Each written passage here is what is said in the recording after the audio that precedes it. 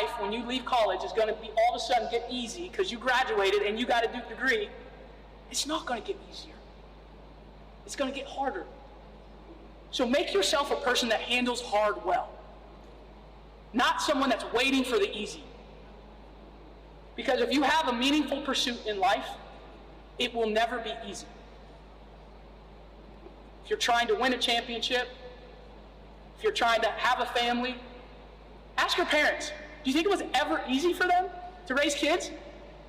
Karen, is it easy? It's not. Any meaningful pursuit in life, if you want to be successful at it, it goes to the people that handle hard well. Those are the people that get the stuff they want. People that wait around for easy, you probably see them at the bus stop. They're waiting for the easy bus to come around. Easy bus never comes around. You've got to handle hard. Okay, so don't get discouraged through this time. If it's hard, don't get discouraged. It's supposed to be. And don't wait for it to be, I just got to get through the summer. And then it'll all of a sudden get easy in the fall. No, it won't. It won't. It won't get easy in the fall. So make yourself someone that handles hard well. And then whatever comes at you, you're going to be great. You're going to be great, okay?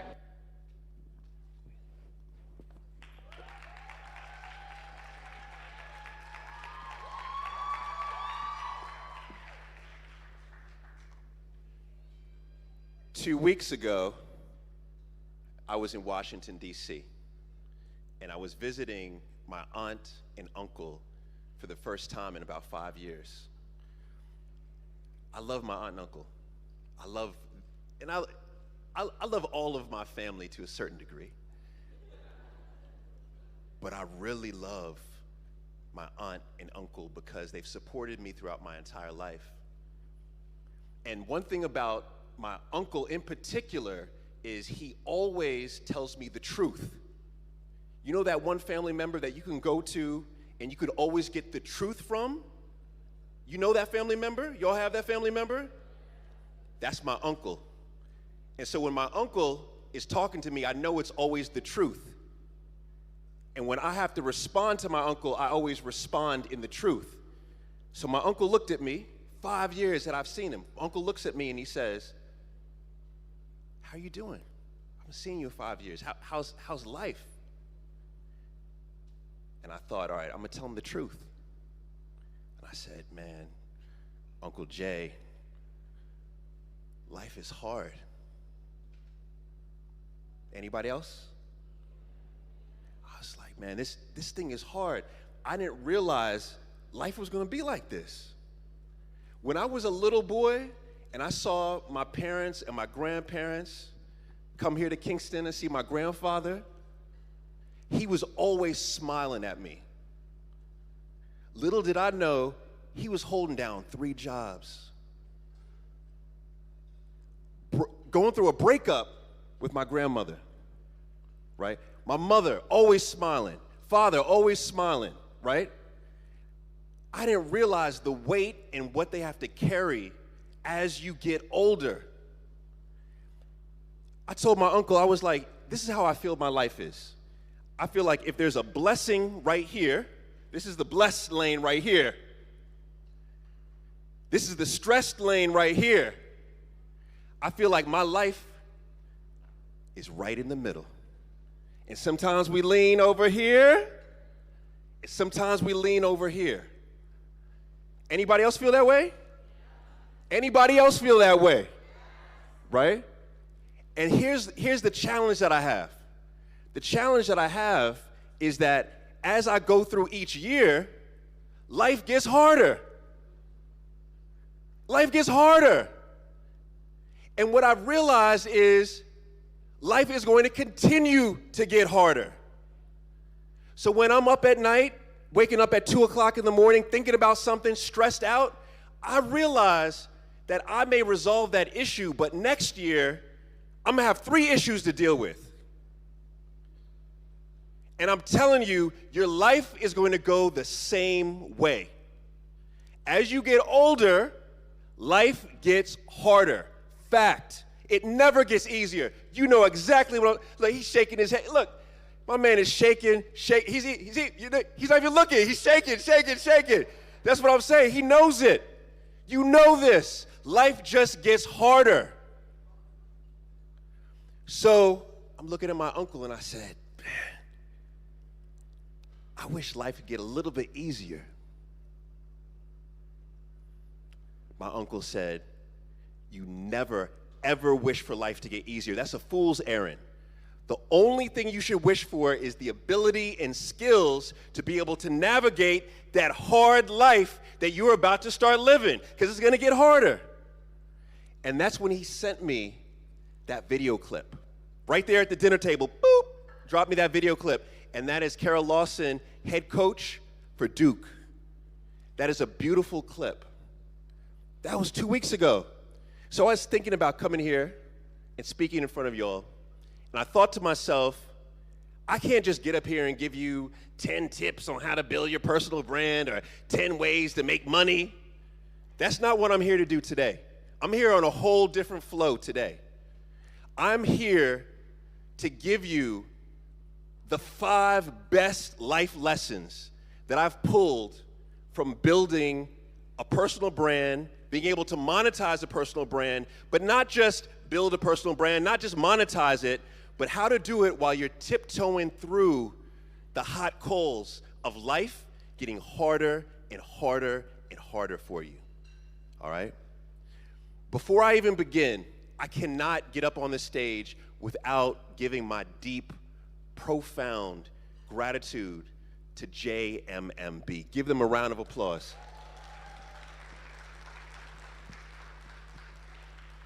All right, I'm gonna say this. Y'all could do better than that. So hold on, wait, hold on. I'm gonna come back, I'm gonna test you on this. All right, I'm gonna repeat that line. All right, you ready? You ready? All right. I can't get up here on this stage without giving my deep and profound gratitude to JMMB.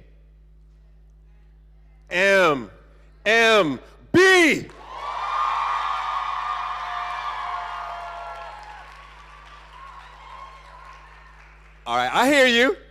I hear a whole lot over here. All right, I hear a whole lot right here. I hear a whole lot right, she's right there. All right. So here's what I think about JMMB. The sharpest team I have ever met in any company in my life. Yes. I have met no weak links. Now, maybe they've hidden the weak links from me. But no, I have not met one, right? Exceptional company. So thank you. Number 2 is, I want to give a round, all right, here we go. I'm going to test y'all again. I want to give a round of applause to every speaker, every panelist who came on the stage today.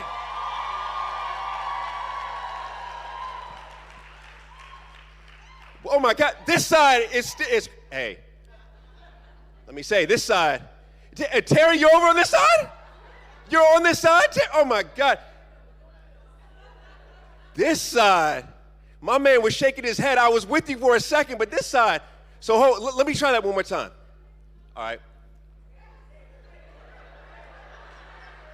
No, y'all are ready. All right.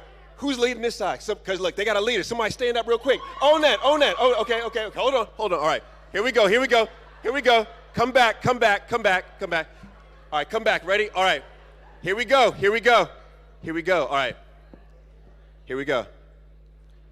All right, I can't get up on this stage without paying respect and homage to all of the panelists and speakers who came on the stage today.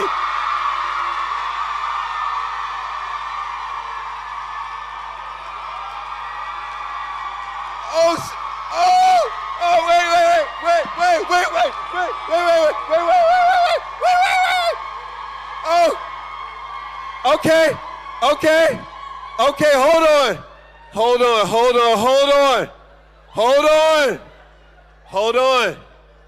on. Because at first I was like, I was over here because I saw the head nodded. Then I switched over here. But I'm back over here now. All right, so let's see how you handle adversity. Let's see, do you just give up on adversity? Okay, so let's see what you're about now. All right, so now, I also have to give profound thanks and love to my wife and 2 boys who come. Oh my God, okay. Wow. You know what? At first, I thought y'all were bougie because you didn't stand up, but now you stood up on this side right here. Uh-oh, he's just gonna stand the rest of the time. They're just gonna stand up the whole, okay, presentation, I'm standing like this. All right, so now, let's get into it. Let's get into the work, okay? So what I wanna do is I wanna share 5 stories. Each story has a lesson. It's about building a brand. It's about how you monetize that brand. And it's also about how you do that through this hard life that we're living, all right? So, first story, all right? You know who that is? You know who that is? Michonne. Okay, what does she do? What does she do? She's a zombie hunter? Okay, right, Walking Dead. All right, check this out. 3 weeks ago, before my family and I went up to DC, we were in Florida. Now, we were gonna go up the East Coast, first stop in Richmond, Virginia, where my wife's family's from, and visit them. So we had 2 options, and I want you to tell me what you would do. So one option was, we could fly. Hour, 20 minutes, Florida to Richmond, boom. Been on tons of flights before. Or we could take the train, but the train is 20 hours. Yeah, somebody said, damn, yes. 20 hours, and it's overnight. But we had never been on a sleeper train before, all right? Now, what would you choose, plane or train? All right. What we did is we chose the train. And the reason why we chose the train is because the motto in our family is we are living life to create memories. And we know that memories come through new moments. Memories come from new moments. Not old moments, new moments. So we said we're gonna get on this train. So we got on this train, it gets late, and inevitably when it gets late in our household, we start talking about zombies. Now, here was a scenario, because it got deep. The scenario was, what would happen if Dad turned into a zombie? What would happen?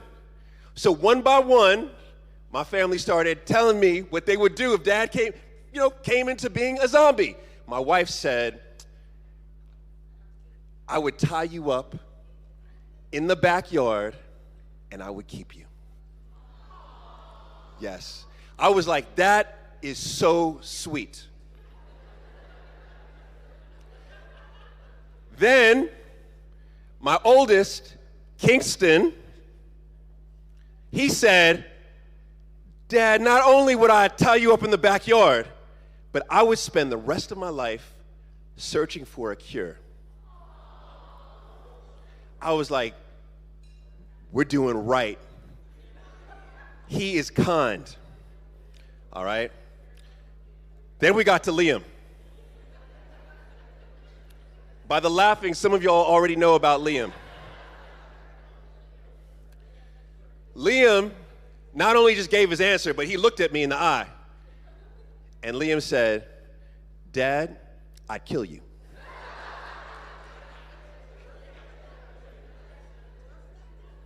I slept with one eye open that entire night.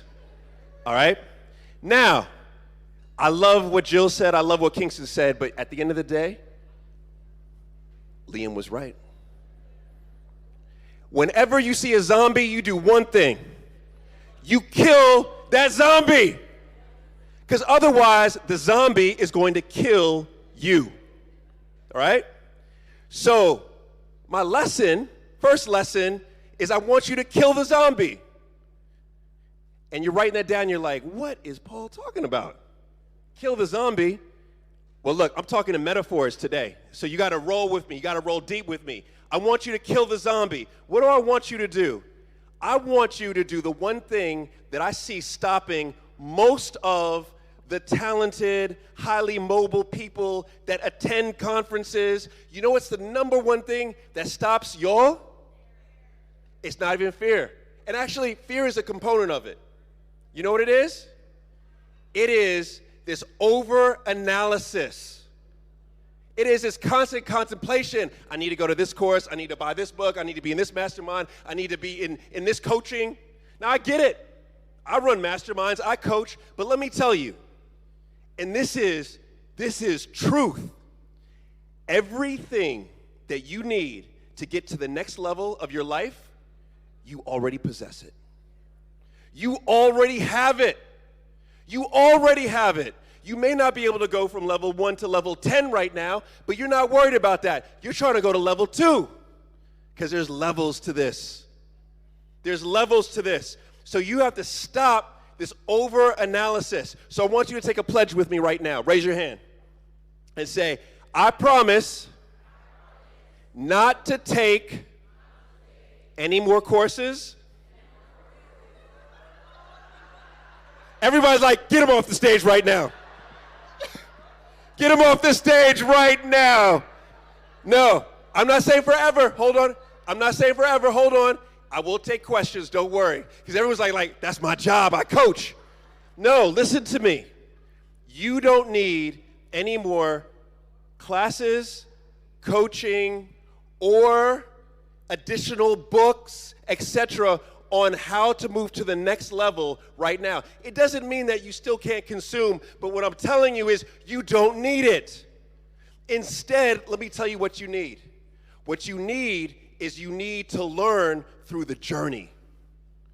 You need to learn, yes, you know what I'm saying. You need to learn through the execution, because guess what? Most of your competitors are not executing. They are sitting there looking at everybody's Instagram feed saying, they're doing this, I need to sign up this, I need to do this. No, you need to execute. You need to execute, all right? Now, here's the challenge with execution. The challenge with execution is always accountability. This is the problem. We start executing, right? We start trying to build our brand. And let's even take a step back. What's a personal brand? What's a brand? Somebody tell me, what's a brand? Yell it out loud. Oh, I like that. She said, me, I'm the brand. I like that. I like that. Right.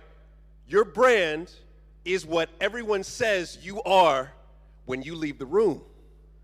That's what your brand is. So your name is Samantha Levy. All right. She said, get my last name on that too. I like that. So here's the thing, Samantha Levy, right? If you were to stand up and leave right now, and I were to ask the room, what's your opinion about Samantha Levy? That is your brand. And this is why you have to remember that the way that Samantha communicates what her brand is how she shows up. Where does she sit in the room?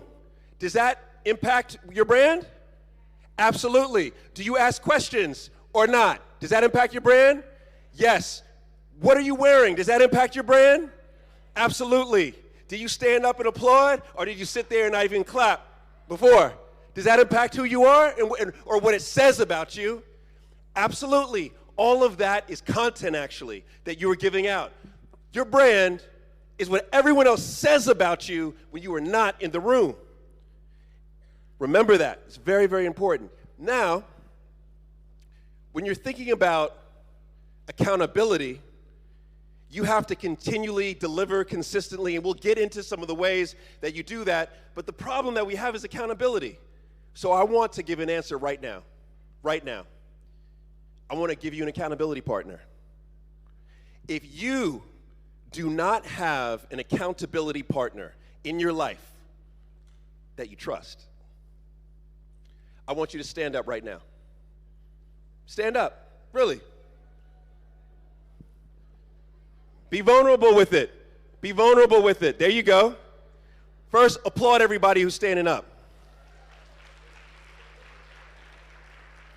Keep standing. If you need accountability in your life, stand up. There you go. Let it flow. There you go. Let it flow. There you go. Keep applauding. Keep applauding. There you go. Let it go. There you go. There you go. I like it. That's vulnerability, and that's gonna get you more wins than anything. Vulnerability. All right. So here's your accountability partner. I'm gonna say go in a second, and I want you to kill the zombie. Don't think about it. I want you to grab up the 4 people around you, and that's your new accountability group. The 4 people standing. No, the 4 people standing next to you. Flag them, flag them, flag them. Get together, get together, get together, get together. Right now, move together, move together. 4 or 5 people, 4 or 5 people. There you go. Standing together, 4 or 5 people. There you go. Whoever is standing and needs that accountability. There you go. Join a group. There you go. You don't even have to know them. There you go. They don't even have to like you. There you go. I like it. I like it. I like it. I like it. All right. There you go. Hug it out. Hug it out. There you go. Hug it out. All right. So now, here's what we have. Here's what we have. Here's what we have. The first thing, I want everyone to applaud these accountability groups right now.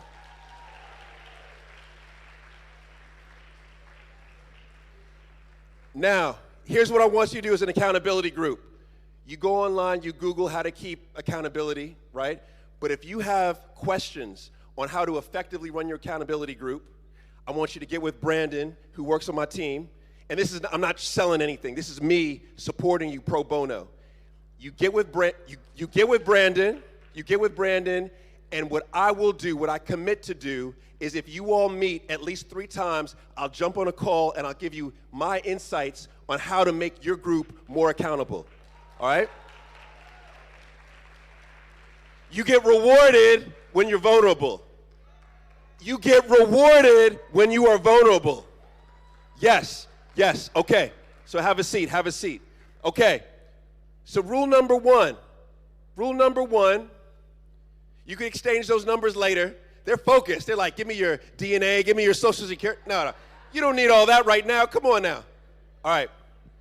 Now, so remember, number 1 is you kill the zombie. You don't overanalyze, right? You're just trying to get to the next step. Everything you need is in the journey. Let's get to story number 2.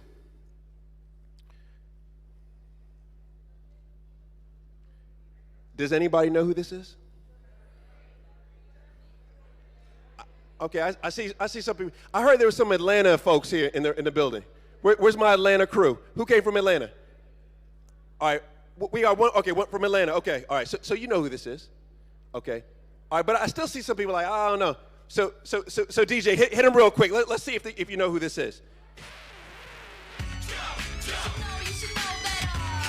Okay, I see a little bit. Okay, DJ. Nah, you know what? That didn't make a move, DJ. There was one person moving over here. But on this side, though. On this side, I will say. So hold on. So I'm going to test this side now. I'm going to test y'all. All right, DJ, hit him one more time. All right, let's see what you got. You want to dance? I'm going to make you dance. No, DJ. Hold on. No, you know what? That side can't move. That side can't move. I thought that side could move. They were vibing a little bit. So DJ, come back on that. And let me check this side. So DJ, hit him with that same song this side. Let's go. Let's see. So deaf.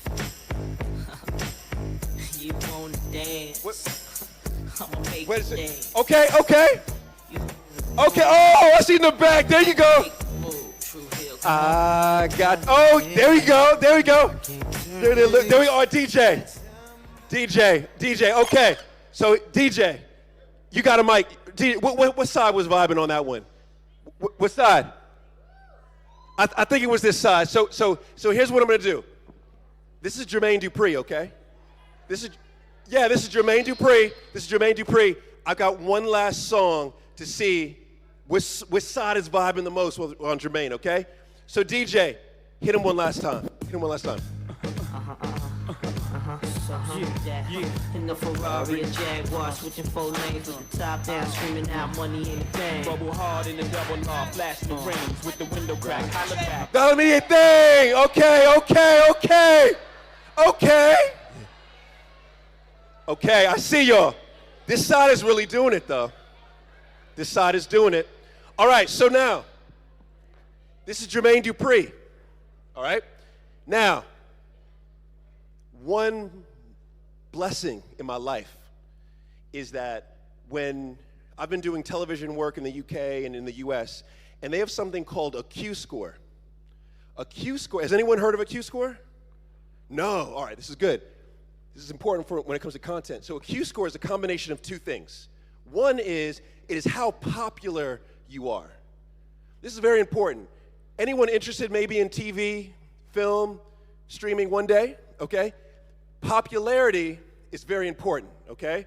So popularity is one component of a Q-score. The other component is likability.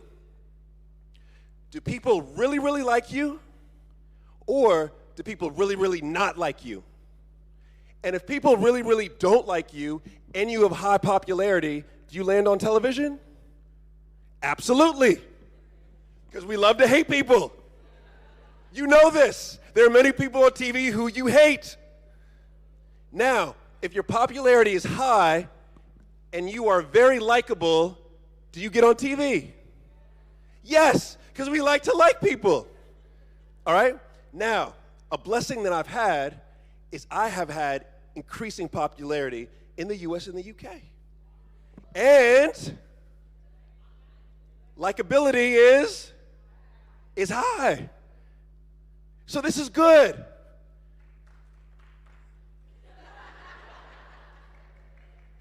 But this guy right here, he hates me. What? Can I tell you why he hates me? Do you really want to know why Jermaine Dupri hates me? Okay, so many years ago, I hosted a show in the US called Our World by Black Enterprise. Now, Black Enterprise was the first magazine for black people in North America talking about business. And I would watch that show with my father every Sunday. That was what we did. I love that show. Mark Lamont Hill, if you know Mark Lamont Hill, one of my mentors, right? He used to host the show. I love this show. Loved it. And then, after our matchmaking business started growing in the US, and I started to be booked for business events, Black Enterprise came to me and they said, Paul, we would like for you to be the new host of Our World. It's a dream come true. It's a dream come true. But there was a little bit of fine print. The fine print was, we're changing our programming a little bit, so it's not going to come on Sundays on ABC at 1 p.m., which was a prime time slot. Not prime time, but a great slot, right? Instead, they changed it to 2 a.m. On Fridays. That's ugly. Would you take that? Everybody's like, nah. But I grew up on that show. I grew up on that show, and I knew it was something I had never done. I never hosted a show, never learned about how to read from a teleprompter, never learned about how to interview and carry a conversation. I never learned about any of these things. So I knew this was going to be new moments for me. And what do new moments mean? Memories. So I took it. I took the job. So I took the job. Season 1, 2 a.m., ratings were phenomenal. All 5 people were watching. We were killing it, killing it. Those 5 people, they were in it. They were in it.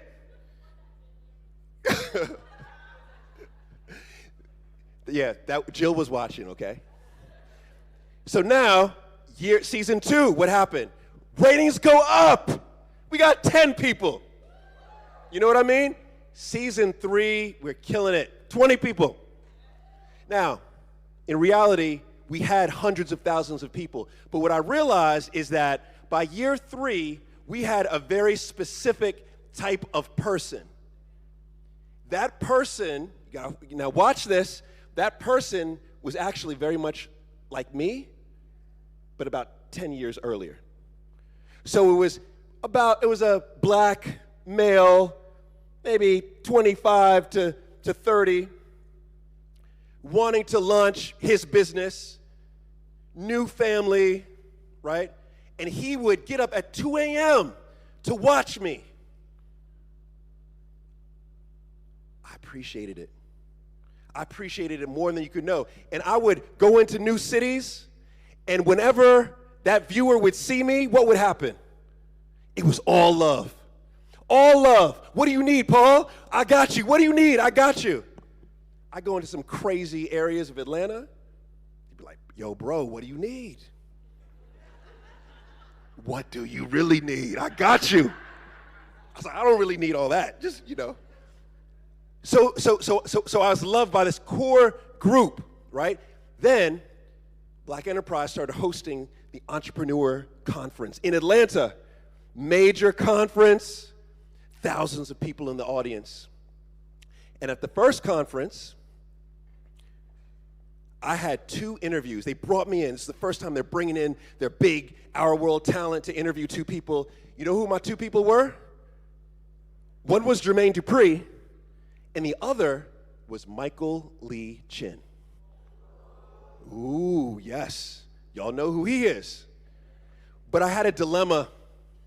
Here's the dilemma. In a lot of these interview formats, what they do is they want the host to get familiar with who they're interviewing, right? So backstage, what they said, all right, Paul, we have a lunch set up, but you could only choose between Michael Lee Chin or Jermaine Dupri. You see the pain I was in. They said you could have lunch with one person. We're going to set it up. You build a rapport with them. I was like, oh, Jesus. What do I do? What would y'all do? Who would y'all pick? Well, you look upset. She's like, if you don't say Michael Lee Chin, I'm going to come on that stage and slap you. Who do you think I picked? Oh, my goodness. Uh-oh. I have a feeling I'm going to get hurt. Let me say this from back here. All right, here's who I chose. I chose Michael Lee Chin, of course. So I had lunch with Michael Lee Chin, right? It was amazing.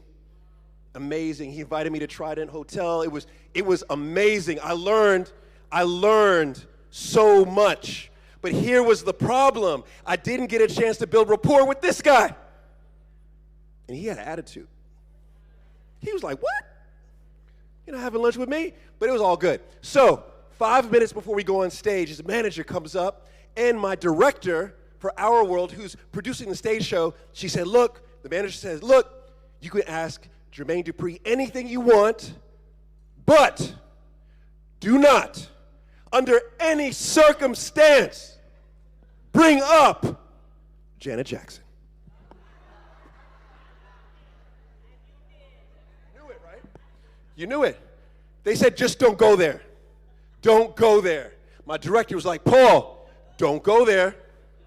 Okay? Now, I know me.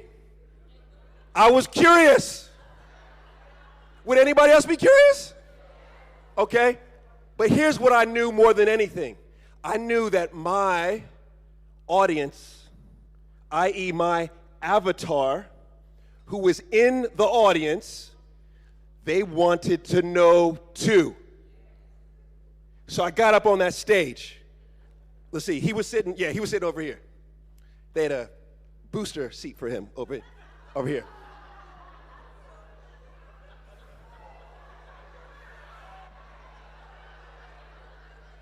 Was that too low? I'm in Kingston, Jamaica. That was too low? That was too low? All right, sorry.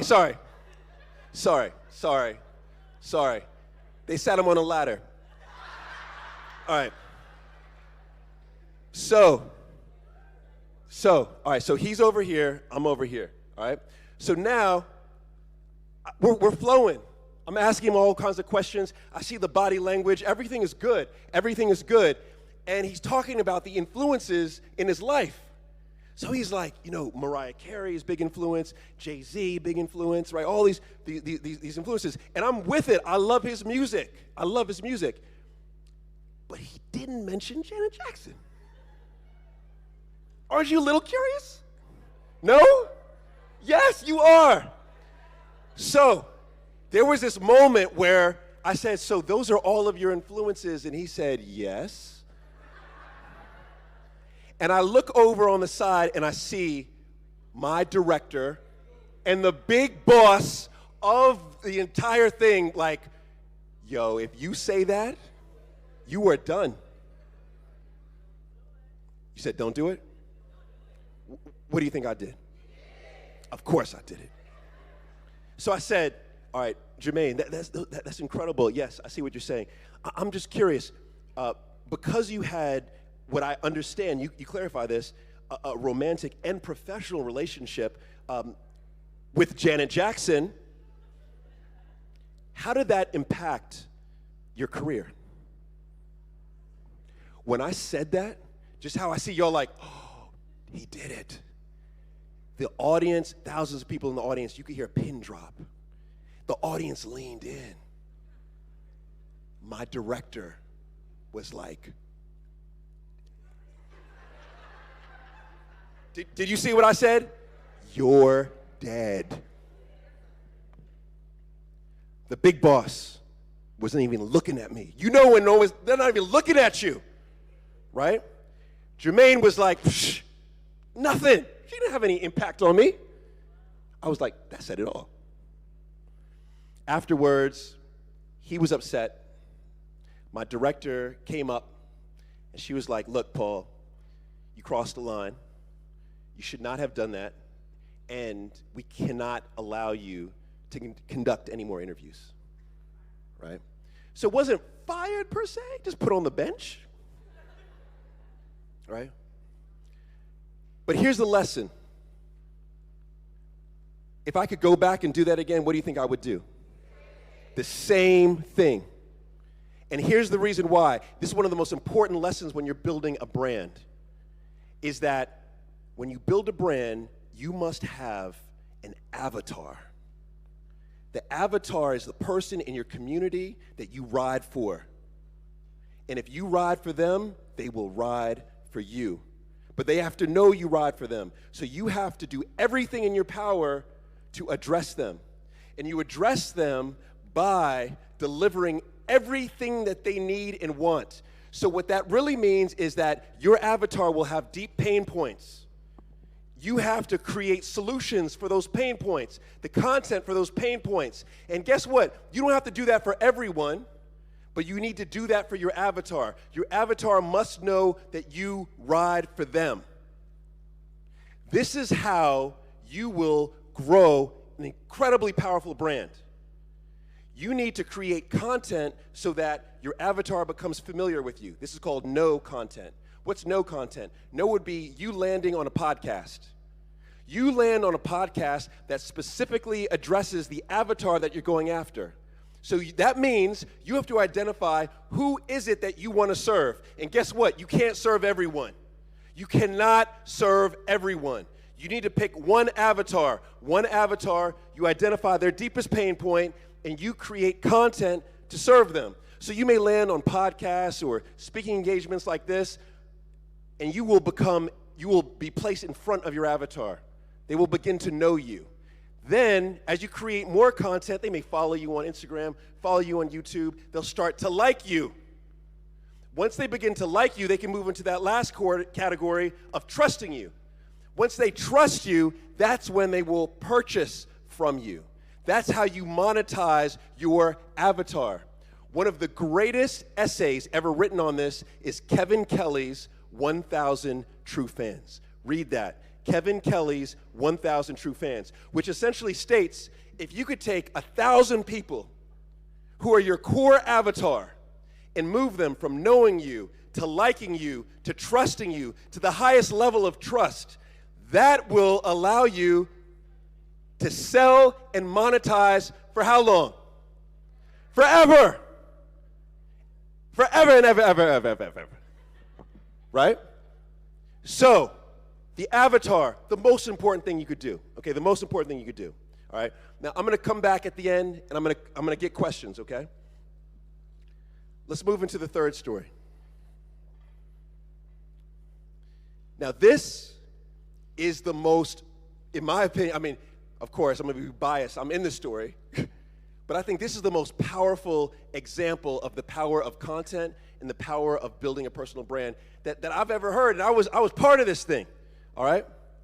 Now, many of you may have heard of this story, but I'm going to add something that I don't talk about often. So this is obviously Oprah Winfrey, all right? This is us hosting a television show, one of the first television shows on the Oprah Winfrey Network. This was my first television gig, my first television job. I had never thought I would be on television. That wasn't my thing. I wanted to be one of the greatest matchmakers on the planet. And in 2008, when my wife and I launched our matchmaking business, we thought, what's the best way for us to find our avatar, for our avatar to find us? So we started creating content. We created something called the Modern Day Matchmaker. It was a YouTube series. And in the Modern Day Matchmaker, it would come out every week, and I would talk about relationships. And we spent all of our money on this series, $4,000 per video. Yes, 2008, we didn't have iPhones to do all that. We spent all of our money on content.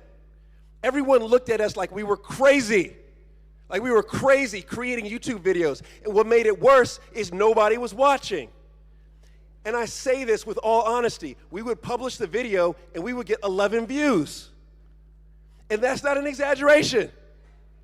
And I knew between my mother and Jill's mother, they were watching 9 of those 11 views. So that meant nobody was watching this thing. But we would put it out week after week after week. And it turns out that one of those 11 views was who? Was Oprah. Now, think about this. Think about this. We're putting out these videos. I'm not thinking about TV. I'm thinking about my avatar. I'm thinking about how to deliver content specifically to my avatar. And then Oprah pops up. She's a viewer. And then she, through her network, they fly me to LA and they offer me a job on the spot. On the spot, yes. Now remember, this is a different time in TV. Okay, this is when you didn't have to have pilots. It was basically, we have an idea, let's do it. She had an idea for a new show called Lovetown. She's like, yeah, you don't have any TV experience, but I like the content that you were putting out. I like the unique perspective that you were putting out. And so therefore, we want to offer you a job. So she offers me a job, and that changes my life. But here's the story that I rarely tell. How did Oprah find me on YouTube? Would you like Oprah to find you on YouTube? Yes. Please tell me, Paul. Here's how Oprah found me on YouTube.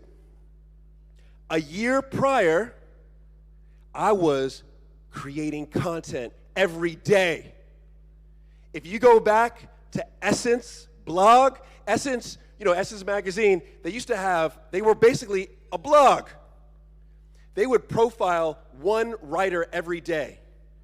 I was one of the first male bloggers for Essence magazine. Every Thursday was my spot. I would write every Thursday there. I'd write on a spot called Clutch Magazine. I would write everywhere on my blog. I was producing lots of content, lots and lots and lots of content. And that time it was blog content, written content. And through all that content, I would also join every panel. Every time there was any panel going on between DC and New York, I was on that panel. On that panel, always. I was always trying to put myself in front of who? My avatar. And when I wrote my content, when I was on stage, there were lots of people in the audience. Who was I speaking to? That was it. If 10% of the audience was my avatar.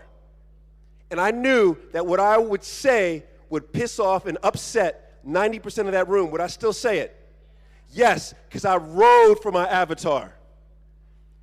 It's another level when you are riding only for your avatar. And the problem that I see with a lot of content out here is folks are out here just producing content for likes, producing content for engagement, but this is the problem that you're gonna have, or this may be the problem that you do have, is that the moment that you produce content that your avatar doesn't feel touches them, what are they gonna do? Not only will they just go somewhere else, it's worse now. What's worse is they won't like, they won't comment, they won't share. And then what does the algorithm do to you now? It means that they will never see your content again. So this is why I say when you are producing content, it is TUC, or sometimes I say CTUC.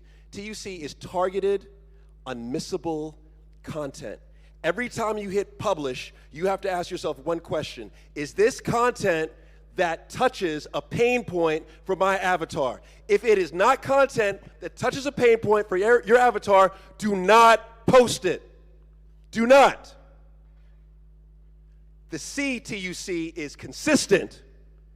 Now more than ever, you have to consistently be publishing content. All right? So now, I'm publishing all this content a year before Oprah, and guess what happens? One of our first pro bono clients, because after I'm creating all this content, right, I'm on all these panels, that's the no. Then I have my blog, I've got a newsletter, that's the like. And then come over here for trust, I would pop in on a platform called Spreecast, and I'd be like, hey, let me give you some insights, blah, blah, blah, blah. And then finally, I moved people to a point where some people trusted me, not a lot, like 10 people. And I said, guess what I'm gonna do? I'm going to offer free and discounted matchmaking services. One of the first young ladies to sign up, my wife and I, we worked overtime for her. Overtime. And this is the other catch to creating a personal brand. If you could talk all you want, but if you are not delivering a service that touches their pain point, you will go away quickly. So it's not just about you creating the content that touches that pain point. You then have to move into how do you create products and services that address that pain point. So she signs up. We work for her, right? We end up not even finding a match for her. But she likes our attention to detail. She likes our execution. And guess who she turns out to be? She turns out to be a writer for O Magazine. And a year later, watch this. Watch this. You get rewarded for vulnerability. Watch this. A year later, she's on Oprah's jet. That needs an applause right there. She's on Oprah's jet. All right? I heard it's plush. I've never been on Oprah's jet, but I heard it's plush. She's on Oprah's jet, and Oprah says to everybody on her jet, I'm thinking about producing this new show. I'm looking for a fresh voice. Does anyone have any suggestions? And she raises her hand, and she's like, I don't want to say that I've got a dating coach, but let me be vulnerable. She says, I work with this guy named Paul Brunson. He's great. And what does Oprah do? On her Wi-Fi, on her jet, she Googles, and guess what? I show up. Now, that's why you have to consistently be publishing content. Because if I didn't show up, none of that, I wouldn't be on this stage. I would not be on this stage if I was not consistently publishing that content. All right? So now, Oprah sees that, and the rest is history there. What's the lesson? What's the lesson? There's like 5 lessons in there. There's 5 lessons in that. But let me give you the one lesson that you might not have caught. And this is for anyone who wants to take their personal brand to the highest level. Is that when you have influencers, now watch this. I teach a course at Parsons School of Design on this particular topic. if you have influencers or thought leaders who follow you. So if they are your avatar, you, by default, become a thought leader. Now, that was a cheat code right there. This is a cheat code. Watch this. In every industry, whatever industry you're in, there are 4 parts to that industry. There are consumers. There are subject matter experts. There are influencers. And then there are thought leaders. Thought leaders have the highest impact. They typically make the most money. They have the most freedom. I want you to be thought leaders. In the past, to become a thought leader was very political. It was about where you went to school, who you knew. Today, the game has changed. If you have Oprah Winfrey following you, are you a thought leader? By default. By default. Now, I'm not just saying follow you. I'm saying, is that core avatar who shares your content? So, the lesson in that, out of the 5 lessons, is that I want you to get the Oprah Winfreys of your network, or I'm sorry, of your industry, to follow you. Now, I know you're like, Paul, of course, Paul, I want that. How do I do that? Here's where it begins, and the next story brings it home. Where it begins is, first, do you know what industry you're in? Do you know what industry you're in? Secondly, who are the existing thought leaders and influencers in your industry? And remember, those influencers are not necessarily individuals. It could be an entity like the Oprah Winfrey Network or Essence Magazine, right? Who are the influencers in your industry? And then next, you need to identify those influencers and identify what are the pain points of your influencers in your industry. Because guess what? An influencer's job, like Essence Magazine, they have one job. You know what their job is? Influence consumption. That's it. They take content from thought leaders and they move that content over to consumers. That's what influencers do. That is exactly what influencers do. So if you want to become a thought leader, you need to have influencers following you. You're addressing their pain point. You're creating content and solutions for the deepest pain point of those influencers. And whose content will they then share? Yours. Whose products and services will they then brag about? Yours. Your ideas, your products, your services, they begin to trickle through the industry. Exactly. All right? So now, the idea there is you want to have thought leaders following you. All right? Let's go to the next story. This is story 4, okay? This connects how to get thought leaders to follow you. So you know who this guy is? Stephen Bartlett. Stephen Bartlett is a beast.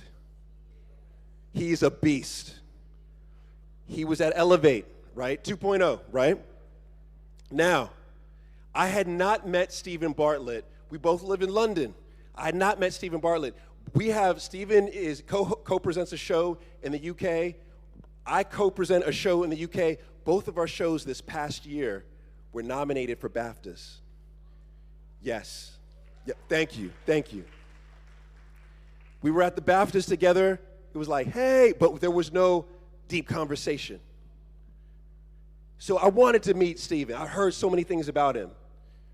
And then someone from his team recently reached out to me, and they were like, hey, Paul, Stephen wants you to be on his podcast.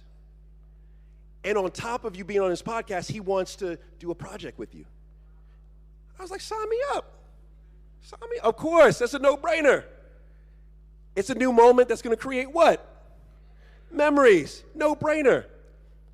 But I'm going to be honest with y'all. I'm always a little skeptical of people. I don't know if it's the Virgo in me, right? But I'm a little cautious.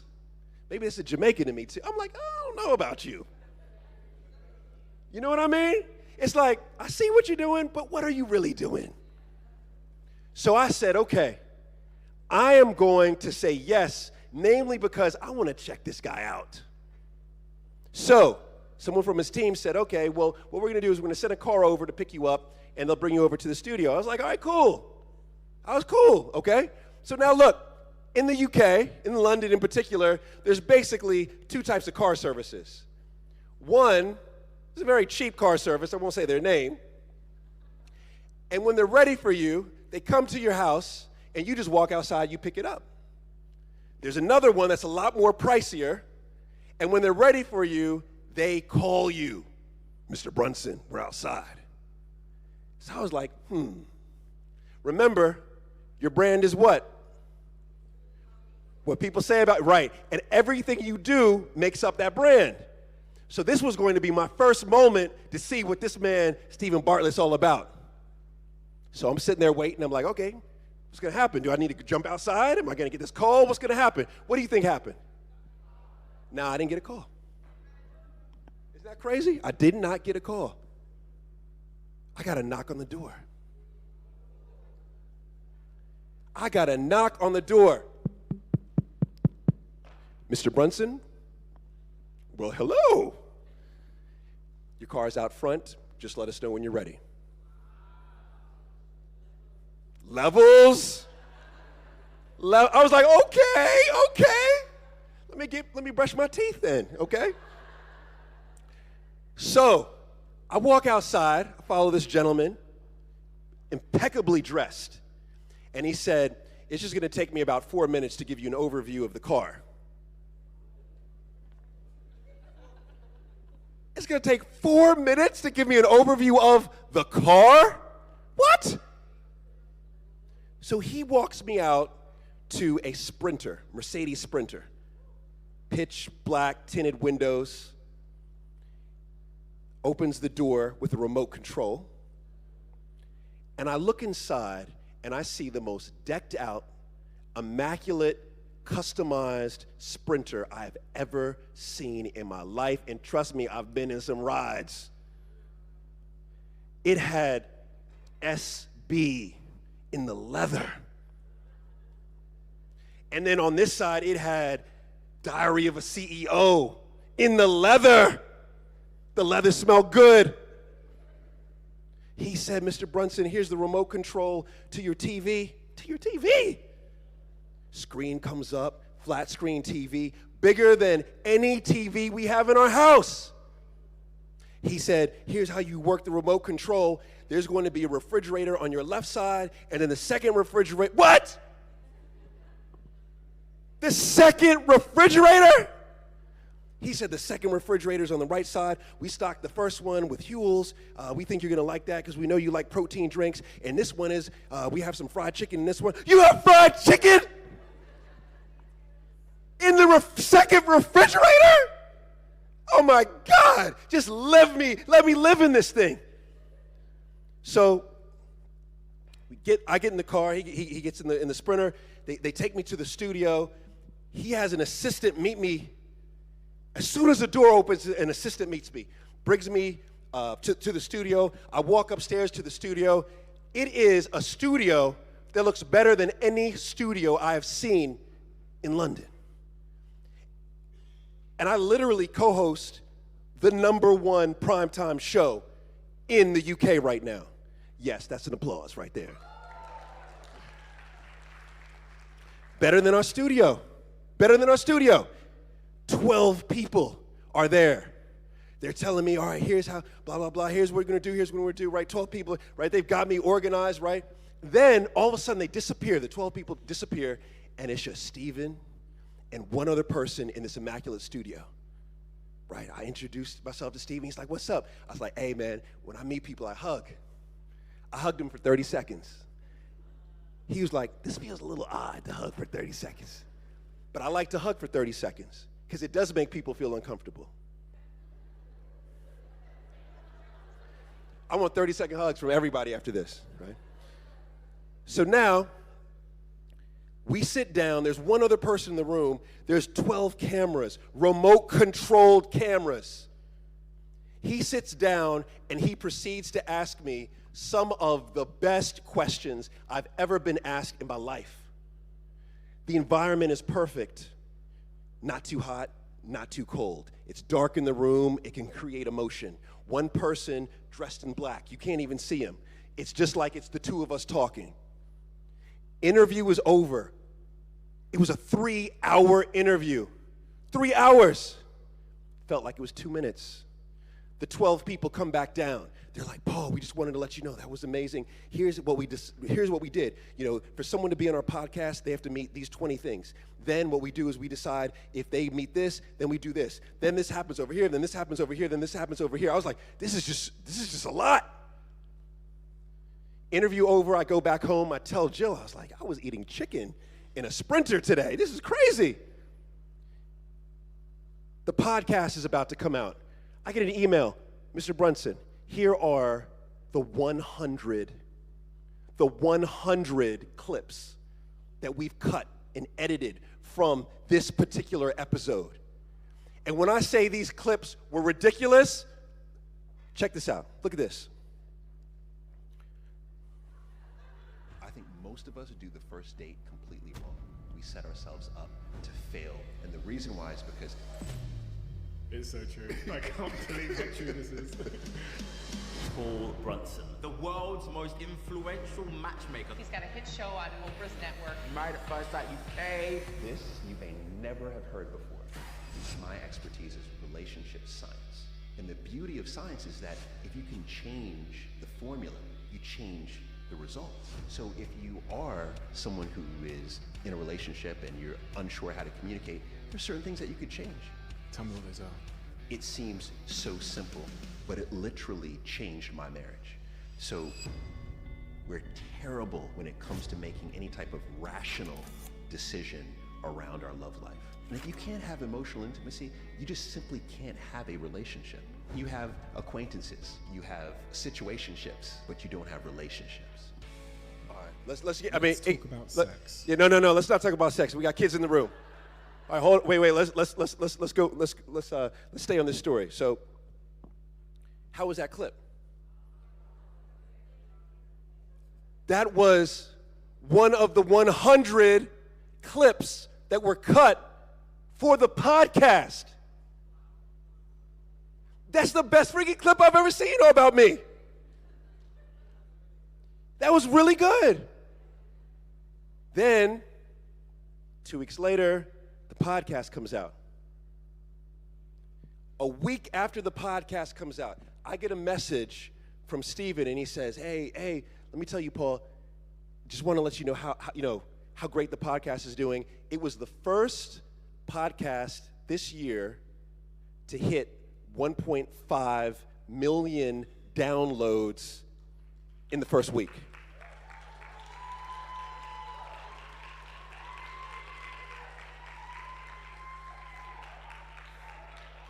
Let me stay right here. Oh my God. Now, here's the thing. You got to catch this. He said 1.5 million in the first week. But that's standard.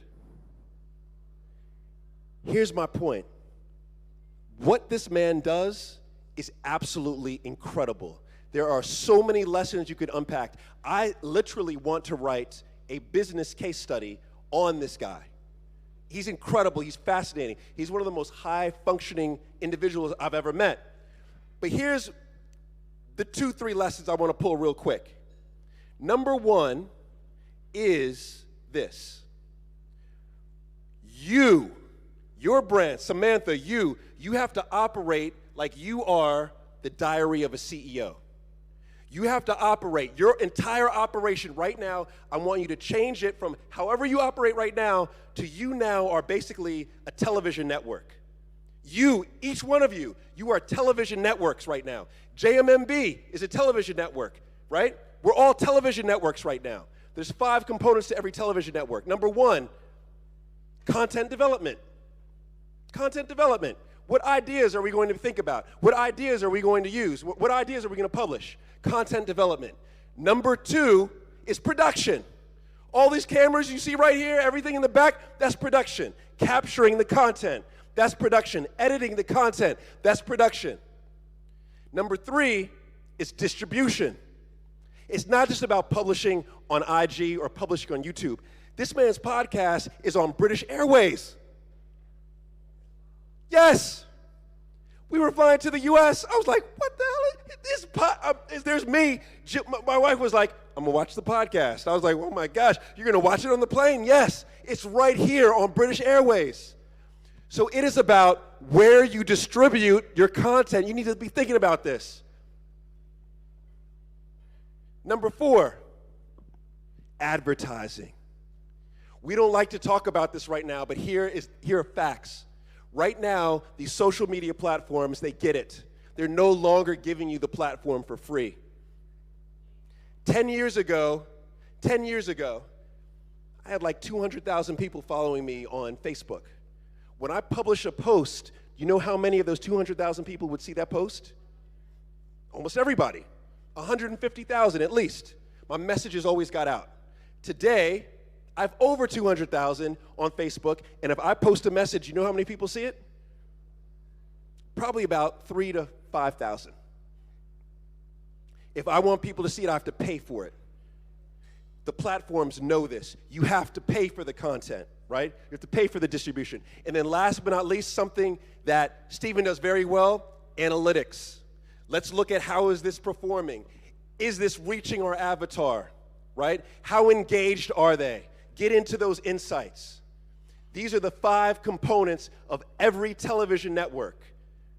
Content development, production, distribution, advertising, analytics. You have to embody all of that in what you do. Now, if you don't have the capacity to hire lots of people, you got to do it all yourself. But if you have to do it all yourself, let's go back to lesson 1. And if you're killing zombies and you have to do it all yourself, what does that mean? That means you just keep it simple. Don't overcomplicate it. I just want to make sure that my avatar can get something from this. That's your content development. Your production is, I'm just going to pull out my phone and capture everything. That's your production, right? Your distribution is I'm just going to post on the platforms that I know my avatar is at. My advertising, I've got about 20 US to spend. I'm going to boost this post to a specific audience. Analytics, I'm going to sit and watch and see, is this content resonating? If it is, I'm going to do more of this. If it's not, I'm not. That's the simple way. And then it gets more complicated till you get to JMMB level and you've got all of this, right? There's levels. Everything that you need to get to the next level, you already have. And while you were going through that journey, you were going to learn about content development and ideation, and then you're going to learn where you fit best. All right? So, one lesson from Stephen Bartlett is we are all television networks. Here's the second lesson as it relates to influencers. Stephen did something else that was real smart when he picked me up in that Sprinter. What happened? If we're talking about Stephen being a thought leader, what did he do? What did he do? He picked me. So he picked up someone who is influencer or consider who you're talking to a thought leader. Now, he didn't just pick me up, he picked me up in the Sprinter. The point to that is there's a misunderstanding about content. The thought is that if I want to attract influencers, that I need to post something incredible and I need to be on stage in front of a certain number of people. No, we're human beings. Behind Essence Magazine is a relationship editor. Pick up the phone and call her. Drop her a DM individually on LinkedIn. LinkedIn is phenomenal for conducting business right now. Phenomenal for conducting business. I know you're an editor. What I want to do is I have 10 story ideas. I love to share one with you, right? Individual building. Send them over flowers. Oh, I see it's your birthday. I want to send you over something nice. Build relationships. Individual, one-to-one. If you can put together 20, 30 influencers within your industry, I guarantee you, you're a thought leader. But remember, it's a marathon, it's not a sprint. So therefore, maybe this year, you're just focused on 5 influencers. That's it. Maybe it's just 2, maybe it's just 1. Build those relationships one-to-one. Stephen has the capacity to build every week. Every week, he's building relationships with thought leaders and influencers. And his power is exponentially growing. All right? So remember, hand-to-hand combat with your influencers in your industry, and you are a television network. Let me get into the last story. All right. In this last story, this right here, so this story, I'm going to call, does anybody know what hotel this is? All right. This last story, I'm going to call this 36 Hours at the Delano Hotel. All right? 36 Hours at the Delano Hotel. Now, for my wife's birthday, and I'm talking about a long time ago, 2004, all right? For her birthday, I said, I want to do something big. I want to do something crazy. I didn't have the money, right? But I wanted to do something big, something that we've never done before. So I identified this hotel, the Delano Hotel, South Beach, Miami. Considered at that time to be the most important hotel in changing Miami. Art Deco, beautiful, all the celebrities stayed at it. When it opened, Madonna threw her birthday party there. It wasn't our scene. We don't like all that, razzle dazzle, but it was something different. It was something to create moments, which will do what? Create memories. So I was like, this is great. Let's go there. This is different. It's all the way down to Miami. We don't even really like Miami, but let's go. Let's go do something completely different outside of our comfort zone. So we go, but we could only afford basically 36 hours at this hotel. So we go, we check in. Jill's walking around the lobby, and when I check in, I hear someone whisper, and they say, I think that, Beyonce is ready. What? You see how you were like, what? I said, Beyonce's ready. I said, excuse me, what are you talking about? They said, oh, well, you know what, we shouldn't say anything, but Beyonce. I was like, you don't have to do all that, just tell me, Beyonce. She's in the hotel. I said, oh, snap, Beyonce's in the hotel. I wasn't that excited, but Beyonce was in the hotel. All right. So then I was like, okay, Beyonce's in the hotel. This is crazy. So why is she here? Tell me, why is she here? They were like, she's doing a concert. She's doing a concert tomorrow night. I was like, oh my God, she's doing a concert. She's doing a concert. Okay. Can you help me with tickets? Of course, we can help you with tickets, Mr. Brunson. Okay, give me tickets. It's going to surprise my wife. This is great. Also, is there a way that you could introduce my wife to Beyonce?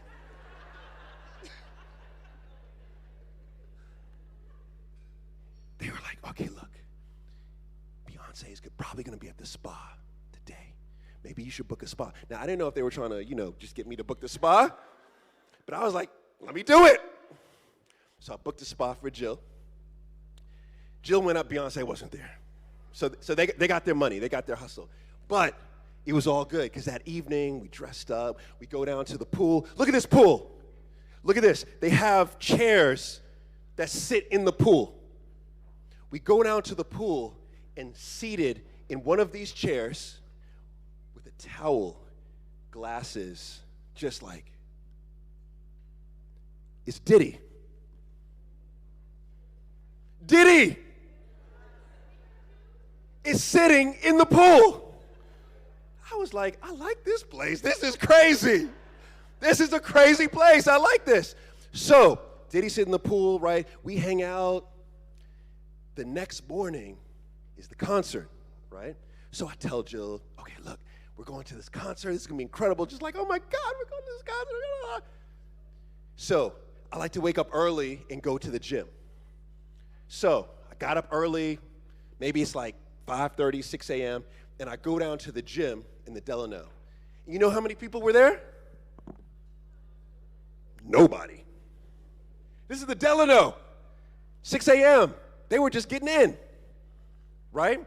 Nobody was at the gym. So I'm in the gym, get my workout on, and then I see the biggest human being I've ever seen in my life. I felt like he was about 7'6". He walks into the gym, and it's a small, the gym honestly is the size of this stage. He walks in, he looks around. I was like, there's nobody in here, dude. What are you looking for? And then he walks out. And I hear him say, clear. Get ready, y'all, get ready. Put the buckle up right now, buckle up. I'm in the gym, all alone. Somebody's bodyguard just walked in. And Jay-Z walked in. Now, this is 2004. Jay-Z and Beyonce are not even a thing. They're not married. Nobody knows if they're dating. They're not a thing. Jay-Z walks in. Now, you have to know me to know this, but I really, really like Beyonce. But I love Jay-Z. Jay-Z's my man. I'm from New York, right? I love Jay-Z. He's number one on my top 5. I was flipping out. I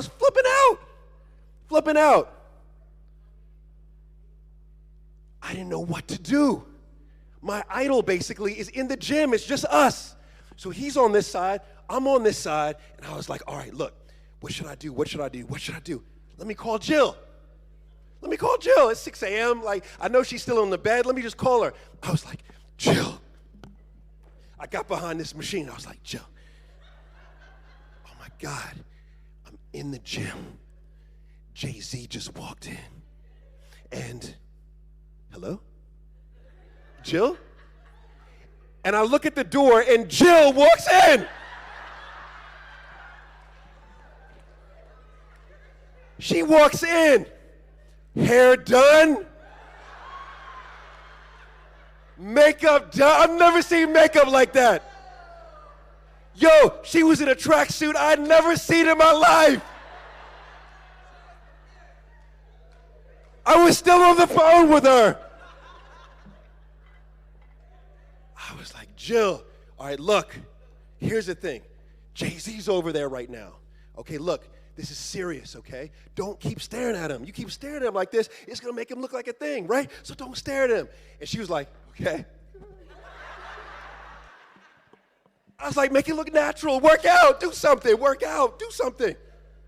She didn't work out. She was just staring at him. So I came over, I said, Jill, you gotta go. You've got to leave. You can't do this to me right now.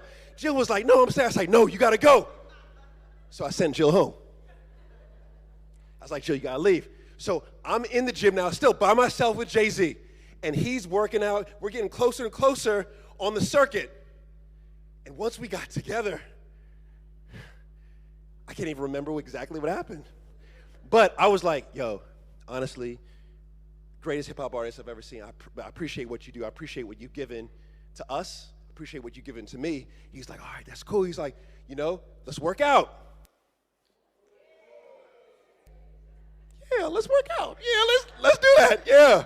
So here I am working out with basically my idol in the gym.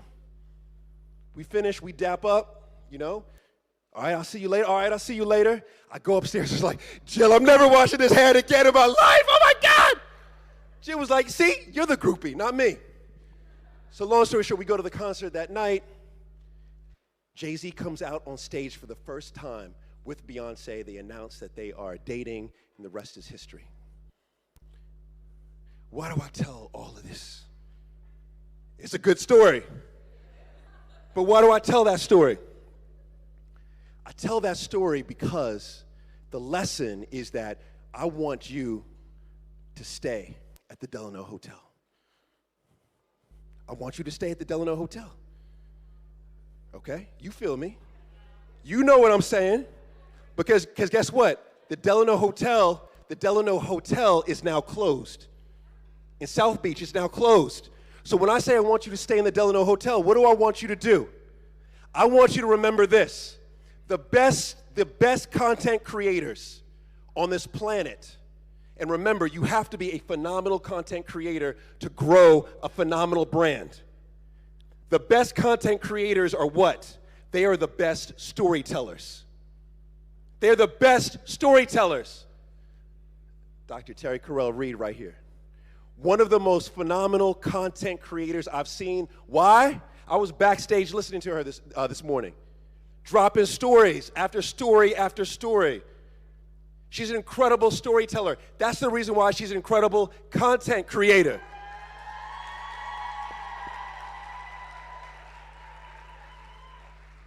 But guess what? How did she get those stories? At the Delano Hotel. It is stepping into new moments, stepping into areas you were uncomfortable. How many of y'all live in Jamaica? Not flown in, but live in Jamaica. Raise your hand. I need you to step out for a second.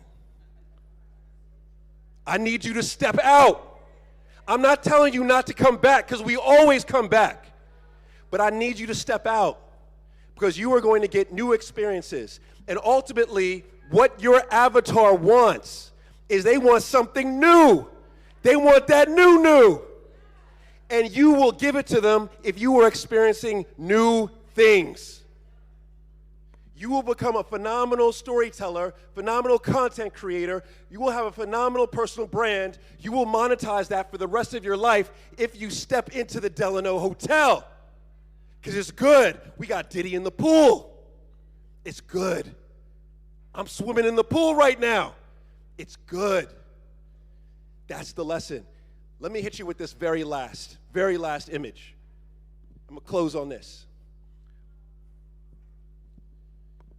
I took that photo. You know when I took that? I took that yesterday. And I'm going to hit you with something that is killing me. It's killing me. I took that photo at Almond Primary School. Almondtown Primary School. Now, I was just talking to her friend. Her little buddy. She's about 9, 10 years old, right? And they were like, where do you live? And I was like, I live in London. I live between London and Washington, D.C. They were like, oh, that's great, right? And I said, maybe one day, you'll live in London. You'll come back to Jamaica. Maybe you'll live there. And she answered for him. I was like, yo, acting like you're married already. But she answered for him. And you know what she said? She said, you're saying maybe he'll live in London. No, he's not. She said, none of us are going to move to London. I'm just a little girl who lives in the ghetto. 9 years old. She had already confined herself to living where she lives for the rest of her life. Jill, we were almost in tears this morning just recounting this story. And then I think about another story over here, Rick Rubin. Y'all know who Rick Rubin is? Rick Rubin was one of the co-founders of Def Jam, right? White man, large beard. He was just interviewed on 60 Minutes. He is considered one of the greatest music producers of all time. And they were asking him, how many musical instruments do you play, Rick Rubin? You know what he said? He said, none. I don't play any musical instruments. They said, you know this story. They said, okay, so then what kind of musical composition experience do you have? He said, none. They said, okay, so have you studied music? No. So what do you get paid for, Rick Rubin? You know what Rick Rubin said? I get paid for my confidence. Now, why do I tell those two stories? I tell those two stories because guaranteed when he was 9 years old, what did he think? He was like, I can do anything I want, and I will do anything I want. Yep, that's what I'm gonna do. I have no skills, and I'm gonna do anything I want. And this is how the world operates. I've lived in multiple cities around the world, and guess what? At the top of the food chain is a bunch of people that have no skills. But you know what they have a lot of? A whole lot of confidence. A whole lot of confidence. And you know where they get that confidence from? They get that confidence from people they surround themselves with and people who are around them. So this is how I want to leave out. Everybody in this room, right? What you have to remember is that part of your purpose of being here on this planet is to give. Adam Grant wrote a great book called Give, Take. The best leaders, the most successful leaders give. They give, they give, they give. This little girl needs confidence. She may not get that from her mother. She's not going to get it from her father. Her father doesn't live in the household. She may get that from her mother. But you know where I believe she can get that from? You. And you. And you. And you. And you. And you. And you. And you. And you. She's going to get that from you. And you know how she's going to get that from you?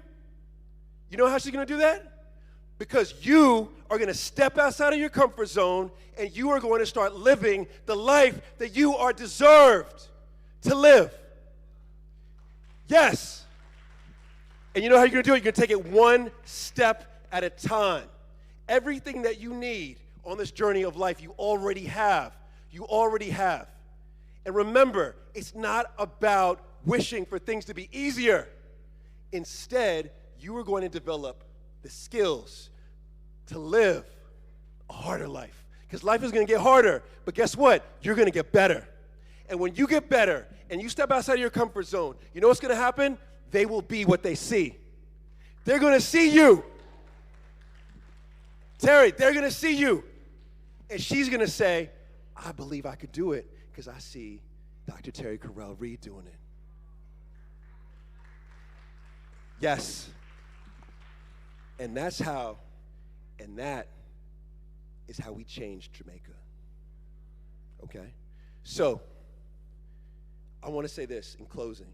I want to say that I talked my full time, so we didn't even get to the Q&A. But I'm going to be here to try to answer as many questions as I can, all right? I want to say this. This has been an emotional trip for me. It's been an emotional trip. I was almost in tears when the plane was flying over the mountains arriving because I know life is short. Like, I think about my mortality all the time. Like, I'm healthy, but I'm thinking about my mortality all the time. I'm thinking about my impact. And I want to say this. Every single person in this room, I love you. I love you. Thank you. Thank you. And I'm here to support as much as I can, all right? My only ask is you take these lessons and you execute on them. What I love about what Terry, 5 years ago, she was like, and she executed. The best respect you could show me is execute on what I was just sat here and taught you, okay? All right? So thank you, much love, and much respect.